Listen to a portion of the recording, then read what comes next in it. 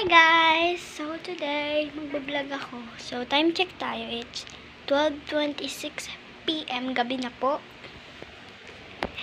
Ay, 10 pala yun. 10:26. Pato. So yan, magtutour house tayo ngayon. So ngayon, nandito ako sa sala namin. Sala ba yun? Ito yung ano namin, lalagyan ng mga shoe rack, mga sapatos. Yan, medicine cabinet, plant. Tapos ito yung aso namin, tapos yung mga anak niya. Ito yung upuan namin, yung TV, yan.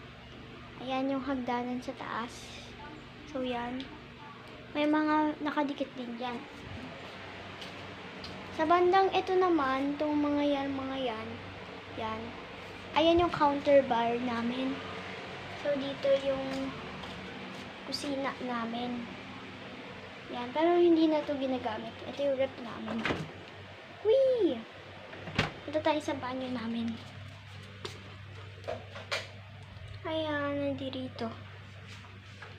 Let's go! So, pupunta naman tayo sa toong ano namin.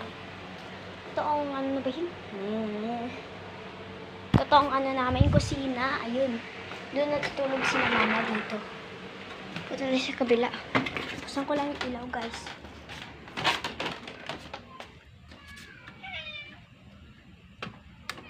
Ayan.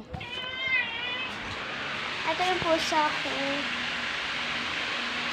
Ito pa yung isa anak niya. Tapos ayan yung aso namin. So dito yung ano namin. Ayan. Dito tayo nalagay yung lababo namin. Wala, di pa naghugas si kuya. Okay lang yan. Yari siya bukas. Yan. Yan, aso namin. Ayan. Tapos, ito naman yung maliit naming aso. Yan, matapang yan.